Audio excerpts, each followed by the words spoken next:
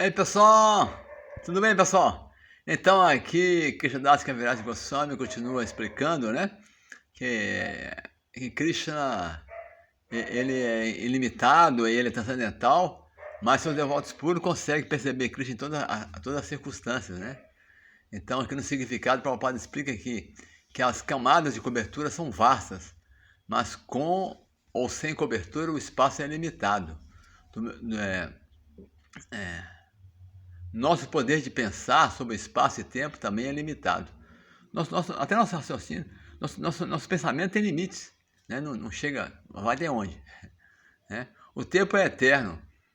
Podemos imaginar milhões, trilhões de anos, mas isso ainda será uma estimativa inadequada de extensão da extensão do tempo.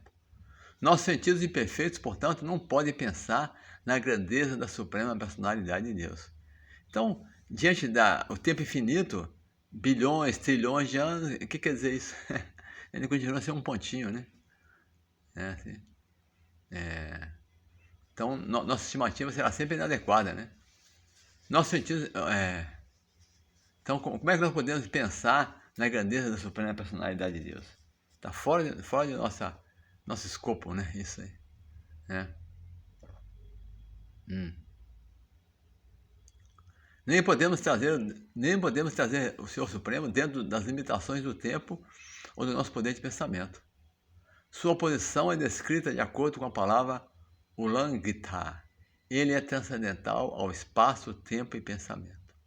Então, Krishna, essa palavra Ulangita significa que Krishna é transcendental ao espaço, tempo e pensamento. Embora ele apareça dentro deles, ele existe transcendentalmente. Ele está além do tempo, do espaço e do pensamento.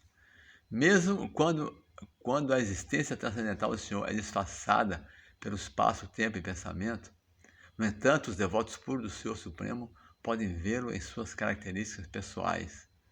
Então, um devoto puro pode ver, né, Krishna em suas características pessoais, além do espaço, tempo e pensamento. Em outras palavras, mesmo que o Senhor não seja visível aos olhos dos homens comuns, aqueles que estão além das camadas de cobertura por causa de seu serviço devocional transcendental, ainda pode vê-lo.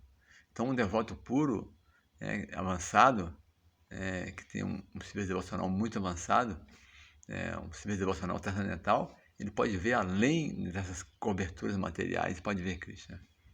O sol pode parecer coberto por uma nuvem, mas na verdade são os olhos das pequenas pessoas abaixo da nuvem que são cobertos, não o sol. As nuvens não cobrem o sol, cobre a nossa visão, o sol continua brilhando. Se essas pessoas minúsculas subissem acima das nuvens em um avião, elas poderiam ver a luz do sol e o sol sem impedimentos.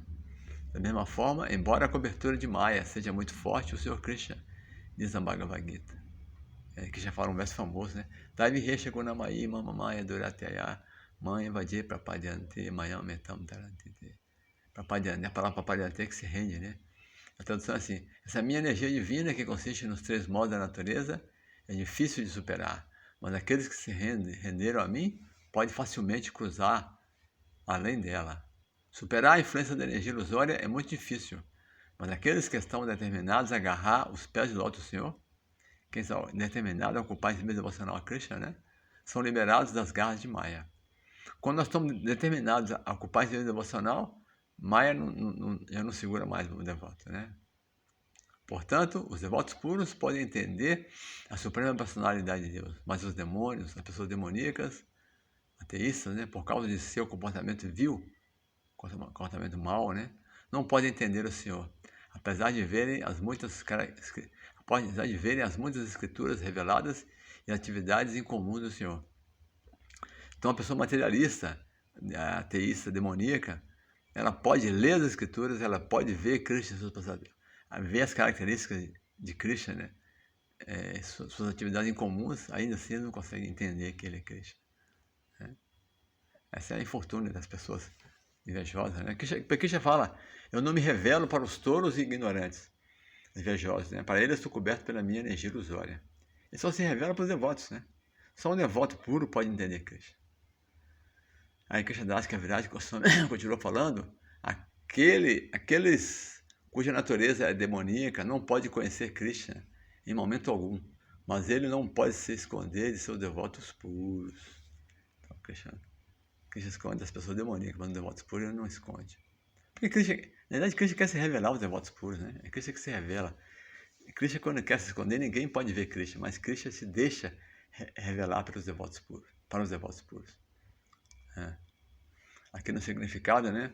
Então, o Padre fala que as pessoas que desenvolvem a natureza de asuras, demoníacos como Ravana, Hiranyakashipu, nunca podem conhecer Krishna, a personalidade de Deus, desafiando as autoridades de Deus. Porque estão desafiando a autoridade de Deus, eles nunca podem entender Krishna. Mas se Krishna não pode se esconder de seus devotos puros. Aí continuando, né, o Krishnadas Kaviraj Goswami continua falando, né, que existem duas classes de homens no mundo criado. Nesse mundo só tem dois tipos de pessoas, né? Um consiste dos demoníacos e o outro dos piedosos. Devas e asuras, né? Pessoas virtuosas e pessoas ímpias, né? Então, um consiste das pessoas demoníacas e outros piedosos. Os devotos do Senhor Vishnu são os piedosos, enquanto aqueles que são exatamente opostos são chamados de demoníacos. O significado aqui, Prabhupada explica, que este é um verso do Padma Purana Vishnu Bhaktas, os devotos em consciência de Krishna. Então, os devotos, os Vishnu Bhaktas, são conhecidos como devas, semideuses. Ateus não acreditam em Deus, ou que se declaram, ateus que não acreditam em Deus, ou que se declaram Deus, fala que eles mesmos são Deus, né? São asuras, demoníacos. Os asuras sempre se envolvem em atividades materiais ateístas, explorando maneiras de utilizar os recursos da matéria para desfrutar da gratificação dos sentidos.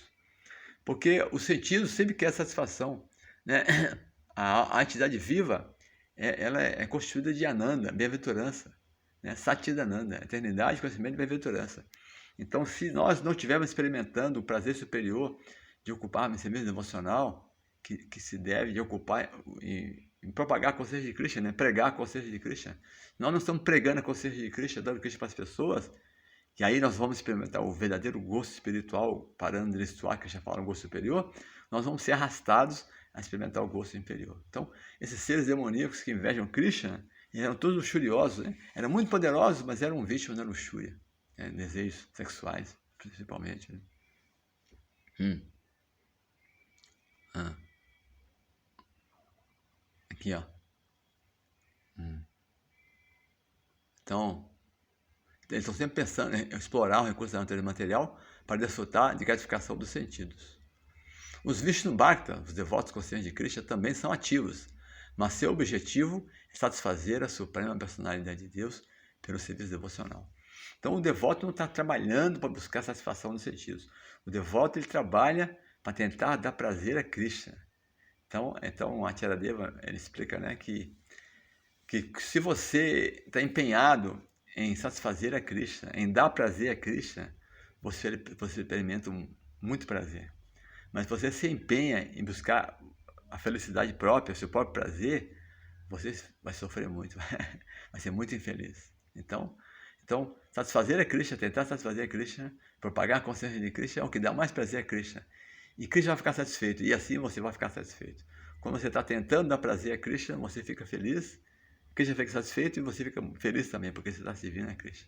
É como molhar a raiz da árvore, né? Se molhou a raiz da árvore, nós somos a folhinha, nós seremos nutridos, né? Não tem outra maneira, e é por aí mesmo. Superficialmente, ambas as classes podem parecer funcionar da mesma maneira, mas é a mesma coisa, né? Tudo trabalhando, mas seus propósitos são completamente opostos por causa de uma diferença de consciência. Os asuras trabalham para a satisfação pessoal dos sentidos, enquanto os devotos trabalham para a satisfação do Senhor Supremo. Ambos trabalham conscienciosamente, mas seus motivos são diferentes. Todo mundo está trabalhando, pensando, né? Mas a consciência do devoto é como fala aqui, ó, né? Tentar satisfazer a Krishna. E as pessoas demoníacas estão tentando satisfazer a si próprias. Então, o objetivo é outro. Vamos continuar no próximo vídeo.